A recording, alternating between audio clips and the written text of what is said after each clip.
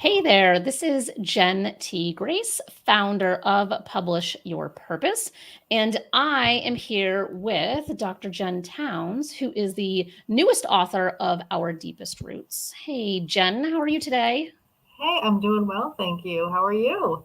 I'm fantastic, but I know that I don't know what word you would use because today is your actual launch day. So a lot of times, Mm, I get the joy of having a conversation and we're, like a week after the yeah. launch, we're like a month after the launch, but like today is the day. Like now is the time where people are you're celebrating and Yeah. people are going to buy your book and all those fun things. So how like where does that put your levels of emotions at the moment? Oh my goodness. All over the place. I'm not sure I've taken a full deep breath in the last 24 to 48 hours.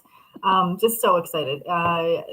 There has been so much push to get to this point, and so now I'm like, oh, we're here, Mhm. and so excited, relieved that we've made it here, and also a lot of like nervousness because we wanted to get into the hands of the right people. Yeah. Yeah, and I'm glad it's like a perfect segue. So, the book is called Our Deepest Roots: Navigating Past Trauma to Build Healthier Queer Relationships.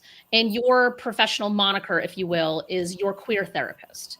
Yes. So, there's very clearly a market that will benefit primarily from this book, but as we've talked about in the past, there's this book is applicable to pretty much anybody trying to just navigate their past trauma as it relates Mhm. to enhancing their current relationships or building new healthy relationships. So Mhm. can we just start to unpack that a little bit? Like first just Yeah. talk about your work in the world broadly and then kind of tie into your new authorship title. Yeah, absolutely. Um, my work broadly, I am a licensed master of social worker. I have a PhD in social work as well. I am a therapist. My wife and I own a little private practice that focuses specifically on working with complex PTSD. Um, and I also teach at several institutions around, but I teach social work to BSW and MSW students, and that has kind of segued into my realization that in the work that I do in private practice, with the queer folk that I work with, and in teaching, recognizing that there was not a really great queer centric resource out there for working with relationships or couples. And so we made one, we said, this is what we need to do. We need to give a resource to the people that where it's queer centric. We are at the forefront. All of the vignettes and all the stories and reflections are all very queer centric, with added kind of lenses that we look through that aren't in other resources that are more mainstream. Yeah, and I know that, there's so many directions I want to go already, but just because Mm-hmm. I'm and we're in Pride Month, which is exciting in terms of the timing of this conversation because I think Pride Month obviously raises awareness, but I Mm-hmm. think it also can be inflicting different types of trauma on people Mm-hmm. as they're navigating Pride Month and not being supported in the ways that they might feel they need to be supported.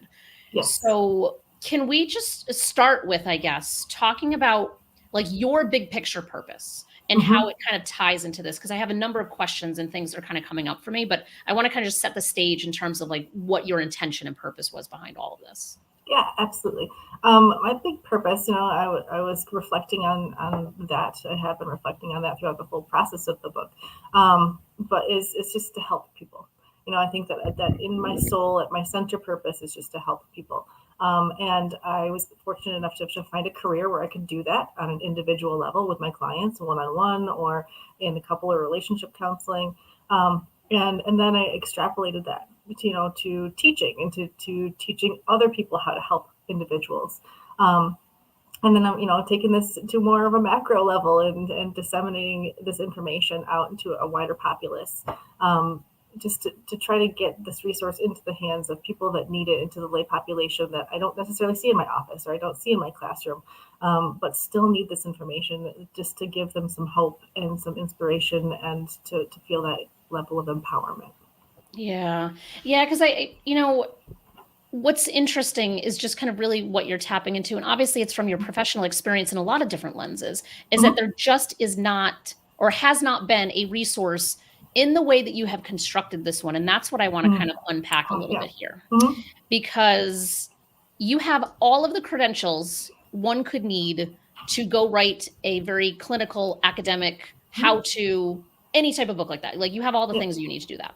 Yep. But you did not choose that path. So this book is written for the average person who needs this information. It is not written in an academic way, even if you yourself are an academic.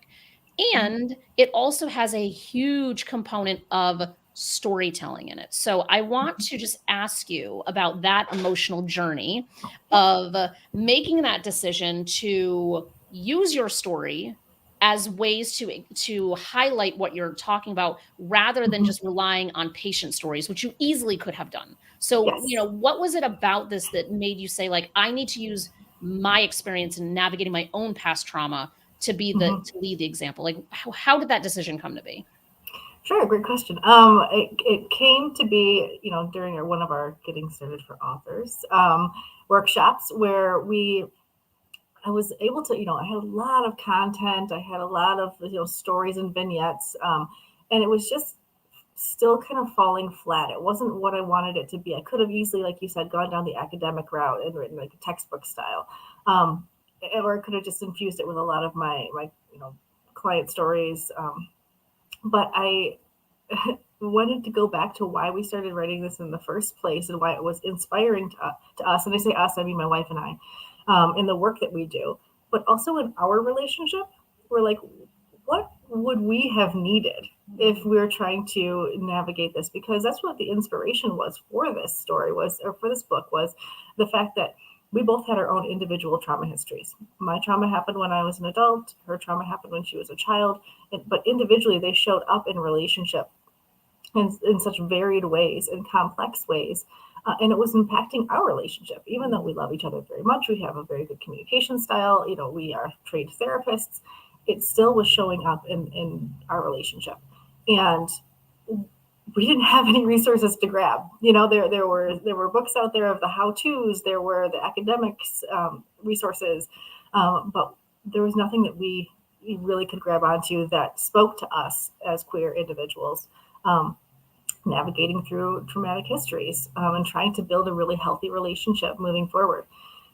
And so I was like, you know what? We really have to use our story. We have to infuse that in there. And that became a very central component in the end of this book, this centralized story of my relationship with my wife and how we, from where we started to how we fought every single battle and learning and understanding one another, all the way to where we are today, which is still learning and still trying to understand each other and still navigating our own stuff, but with a much better understanding of how we work together, how we work individually, owning our things that we have to work through. And so I infused a lot of that in this book, along with some of the academic stuff, along with some of the theoretical stuff and the biological and neurobiological stuff. So it's a really interesting combination. It doesn't, succinctly fit into the academics. It doesn't succinctly fit into memoirs. It's this really cool convergence of the two. Yeah. And that's what I think makes this book so powerful, because it is that convergence of two very different style books. And honestly, I think that that's what makes a good teaching book better, is by including stories. And so I would imagine, because I just think about anyone who has a therapist, right? Whether it's current, whether it's someone from the past. I feel like therapists are always those people that you don't really know a lot about. You just get like little drips of things from their past life, or like, and I've seen my therapist for 7 years. I still, like, I know, obviously I know her, but like, there's so many things I don't know. So the thought of her writing her story and sharing her story, I'd be like, oh my God, I have to read this because I need to know the details about her. Yeah. So did that come up for you to think, because you are very, very vulnerable in what you wrote about, and you have a private practice where you are seeing patients. And so now they technically have access to your story. So what goes through your mind when you're thinking about that? Because I can see the shift, like even in your your energy, I can feel it. Yeah, absolutely. There is a nervousness, absolutely, of this like vulnerability, because you put up such a professional front, and your clients are not there for you, you're clearly there for them. and you don't want your story mucking up anything. Um, at the same time, self disclosure can be so powerful and can provide so much hope, especially when you see an individual who is in a professional capacity, is a human, and has a story. And not only has a story, but has worked through and found tools and fought battles to find healing. And not to say that like healing is this like thing you get to and then you're done. And healing is just this like the horizon. It never ends, it's always something you're working towards. But the fact there is hope, that there is an ability to work through really really hard stuff, and there is an ability to be a successful human and to have a life and to have a partner and to have a life that you may not have thought was possible way back in the day when you were going through all that hard stuff. So even though it is a huge disclosure, it's done so with the message of hope. Yeah, and that definitely is how it reads to me, where it's not, because there is a balance, and I think sometimes books get this wrong, where there has to be a balance of the hard stuff, but there has to be the optimistic side and the light to that dark. Oh yeah. And I think sometimes authors will just kind of put all of the dark with no consideration of like, wow, that's going to depress my reader, and that's not really the intention here. And so you definitely struck the right balance in terms of sharing your story. And even in sharing it, yes, there's obviously a lot of vulnerable pieces to it. It's not like an overshare either, right? Like it's an appropriate amount of sharing, which I think is also something that people do struggle with, is that they kind of want to share all of the things. And it's like, well, that's not really appropriate and not going to help your cause. So let's find that balance. So it feels like, to me anyway, that there's been a balance struck in a lot of different directions for how you did this. It's true. Yeah, it's definitely not a trauma dump, and then walk away situation. There is, there is a story that's told of like where we started and where we still are, and where we're at by the end of the book.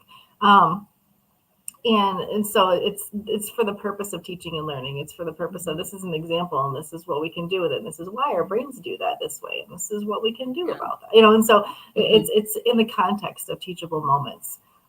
So hopefully that balance was struck.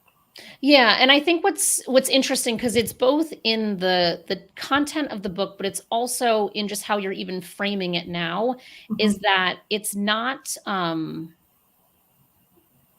there's like this going back to kind of like the balance, like you're doing this for such a bigger picture reason. And there's so many different ways this could have been done, but there's such an intentionality of, I'm going to walk the walk and talk the talk, and I'm not perfect. I think that is the, like, without directly saying those words, I think that is what you're implying, is that because I do think that a lot of times people do put mental health professionals on pedestals of like, okay, they're helping me through my stuff, they must have it all figured out. And I love that you're very clear of like, listen, my wife and I are still trying to figure this out, and we're still learning each other. I think it's the phrase that you used at the start, and I think that's so beautiful, because it shows that this is a journey, and it's not, there's no end destination, like you were saying before about the horizon.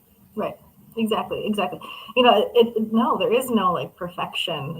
It's you pull back the curtain and it's like, oh wow, you're human. You're a human helping another human, and there can be so much beauty in the human to human connection, as opposed to a mental health robot, that is trying to provide services, and I think that there's such beauty and there's such healing in the fact that we can find that connection and we can move forward together, and that we are not perfect. I think that's very much the end game there, is that nobody's perfect, and we're going to continue to work towards healing, and however you define that, and work towards connection and relationship, and however you define that, yeah. Yeah, I think there's just there's like the nuggets of wisdom throughout too. Like there's obviously like the bigger storyline that's there, and you can follow it kind of from start to finish. But I remember when I was reading kind of like the very first draft, there was a couple of things where I'm like, I can apply that in my relationship right now. Like, look at that. I can see that. Like, what a great little gem. So there's something cool about that too, is that because it is written in such an accessible way, which is one of those things that I think authors also struggle with. I think there's just a lot of things that people struggle with, and I think accessibility is one of them. And Mhm. again, because of your academic background, it is very easy, I'm sure, for you to kind of fall into a very academic style of writing. And Yes. this is not that, and I want that to be clear because I don't want Mhm. that to scare somebody from wanting to pick it up. Like, it just feels so relatable, and there's something so Mhm. beautiful about that. Yeah, and that was a hard fought battle too, because there were times where, I would be writing a chapter and I would bring it back to our getting started for authors group, and they'd be like, "This is lovely if you're lecturing, but you don't not Yeah. lecturing." And I was like, "Well, but I want," Yeah. like, because we're talking about neurobiology and neuroception and all the connections in the brain, which are important. But the way that I was wording it was as if I was, providing a lecture, and so I'd have to like pull back and rework it and say, okay, who's my audience? Right Mhm. now, that's not individuals that are auditing an MSW class. It's individuals that are going to be like perusing the bookshelf because they're so desperate to find something that's going to help them heal their relationship and feel Mhm. heard and seen, and like, know that they love their partner and they want it to work, but they just keep coming up against this conflict. Mhm. Um, and so I had to pull back on that, and then I had to infuse, feeling and vulnerability and Yeah. storytelling, and so it was a. I'd have one chapter that was super academic, and then one chapter that was like super vulnerable. I'm like, okay, I have to find a balance. I have to like Yeah. pull a little from here and here, Yeah. but it came out to be a really cool Yeah. balance. Hmm. And I think that's the power of having a group of people where however that group of people is assembled to Hmm. support you through the writing process and then obviously the publishing process too. But like having that kind of that feedback loop to have somebody say, "Hey, you are not striking the balance that you're looking Hmm. for," or "Hey, this is too much here and not enough here." And I think that that definitely kind of came to fruition as you were kind of navigating that process. Absolutely, absolutely. It was like it was two different people writing two different chapters, and I was like, okay, wait, that's not gonna work. So Yeah. Yeah. we had to find a good flow, which I think we landed on pretty well. I could not agree more. And so, what if you had to isolate a specific part of this process Hmm. that was the most challenging, whether it's the writing, the publishing, or even today? Like, where would you kind of put yourself in terms of what felt just challenging to you? Challenging was part of it. Well, content or process. Any of it? All right. Um, process was probably well, it might actually be the same answer to both. Is the vulnerability aspect Yeah. of trying to get the information across and being vulnerable. And so with the writing process, I was as I was writing and getting into the chapters and picking out and really selecting, like, there's you can write like 20 books on this topic, and Mhm. so picking what content I wanted to include in this one singular book Yeah. was difficult. And then not making it academic was difficult, Mhm. and not making it just a trauma dump was difficult, Mhm. so kind of striking that balance. The emotional roller coaster that was publishing a book is always fun too, and Mhm. this is my first book, so I've never gone through this before. Um, but I would get, some. I just remember handing in my first draft, and it was just like beautiful. I was so proud of it, and like handing over this baby, and then you get it back, and you're like, oh my god, like look at all those track changes. Like, what is this? And thankfully, because the end product is so much better than it was when I first turned it Yeah. in. But that was, like a jarring, shock to the system too, of Mhm. like, oh wow, like this thing that I have created, I can hone this, and I can do that, work with these individuals, and I can, shore this up, and I can edit this, and oh, that's way better, And Yeah. so that Yeah. was a kind of a situation where it was a realization of um, kind of that process of being humble and taking feedback and working with a team to produce the best possible outcome that is, my words, my thoughts, my voice, and just a really a much prettier and more accessible package. Yeah, yeah, and that's the beauty of a team for Hmm. anything really. Like even, like if you're struggling and like having a therapist, like that's somebody who's on your team, right? Like Hmm. having any type of support around any big endeavor Yeah. is really important. But yeah, the editing process is definitely one of those things that just is not for the faint of heart. It is It's really It Mhm. can be a lot. I remember with my book that will be out later this year, I had 1,400 something track changes in what Whew. I believed the draft I handed in was great, and that was after a developmental editor already looked at it, and I was like, Mhm. "This is gonna be smooth, I've got nothing to worry about," and I wanted to cry. I was like, "Okay." Obviously, again, to your point, being humbled. I'm like, "Okay, Mhm. all right, let's rein it in." Mhm. And Yep. did you end up with a lot of content that didn't make it into the book?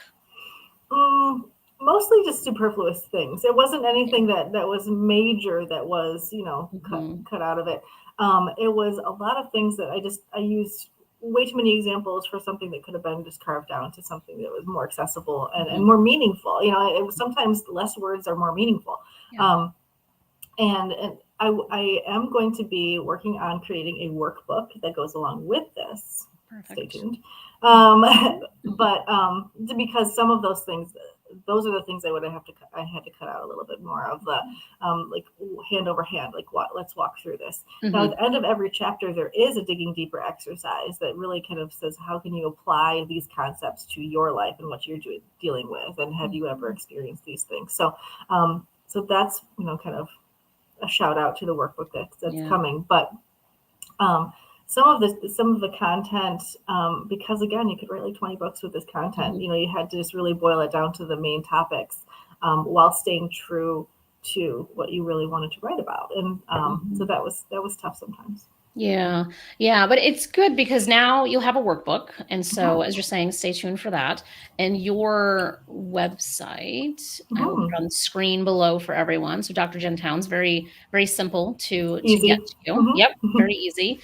And, and as we were saying before at the top of this, like today is actual book launch day. So if It is. you would like to purchase the book, now is a great day to do it Hmm. because it just helps the algorithms on that launch day. Yes, look at that beauty. Oh, Look at this gorgeous thing. it really came out so nice. It's so pretty. I I know. love I it. love I know sometimes I it. look and I'm like, oh, like I feel like it's like feels like like I'm a co-parent somehow. It's You like know a what I mean? baby. Yeah. You'll have to you'll have a lot of keep a lot of your babies in the car with you. Have like a nice Hmm. just a box of babies in the back You seat. get a And baby. very Oprah-esque. Yes. Well, that's how we can change and help impact a lot of people is by Hmm. being generous and providing Yeah, providing our babies however we can. absolutely. What is your my kind of final getting to the end here? Like, what is your like big vision that you Mhm. imagine if you're 6 months from now, 3 months from now, a year from now, whatever the date is, that like somebody's going to say something to you or something's going Mhm. to happen. Like, what does it feel like that might be? That's going to feel like, okay, this was worth Ooh, everything. that's a great question.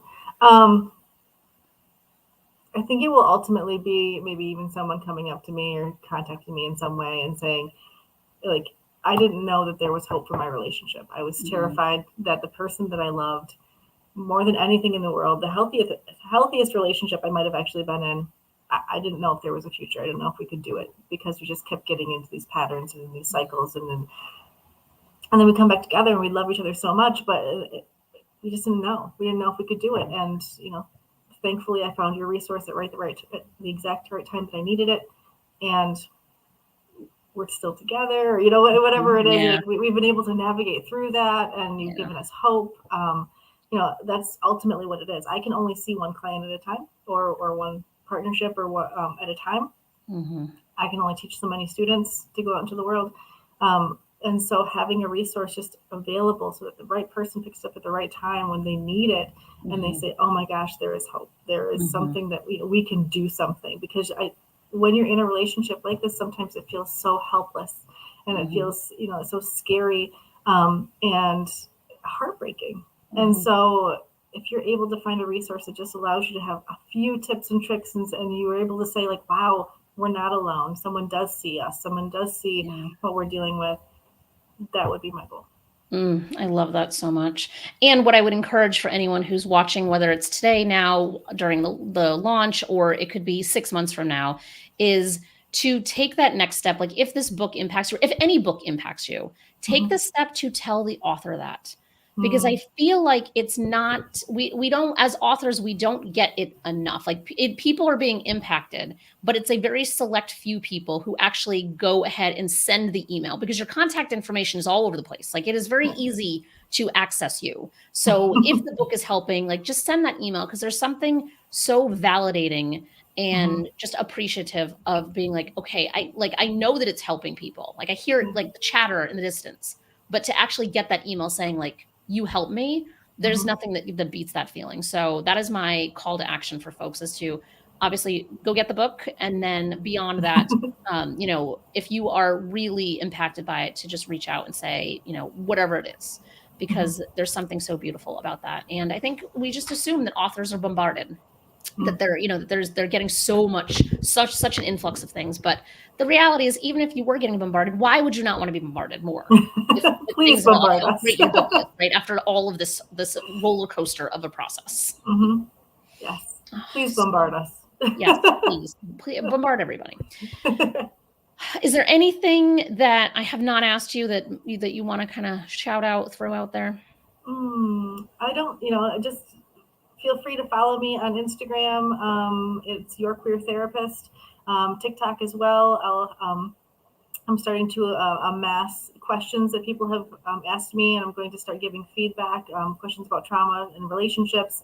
So I'm going to start doing little videos, responding to those, giving little snippets of information, like the queer Dear Abby. Yes. And so I'm going to start doing that soon. And feel free to go to my website, drjentowns.com, for more information. I'm going to be starting blog posts as well, just kind of getting content out there that will really sync up well with the content from the book. And keep an eye out for the workbook that's going to be coming out. Absolutely. And we'll certainly, when that comes, we will be promoting and talking about that as well. So yeah, it's so awesome to have a queer Dear Abby that exists, because there's something, I don't have to tell you this, but for others, like it's different. Like when there actually is someone that reflects back who you are in some way, there's something very different about that experience. So getting your voice into the world brings me so much joy. And I'm so happy that we got to collaborate and partner on this together. Yes. Thank you so much. Yeah, you're very welcome.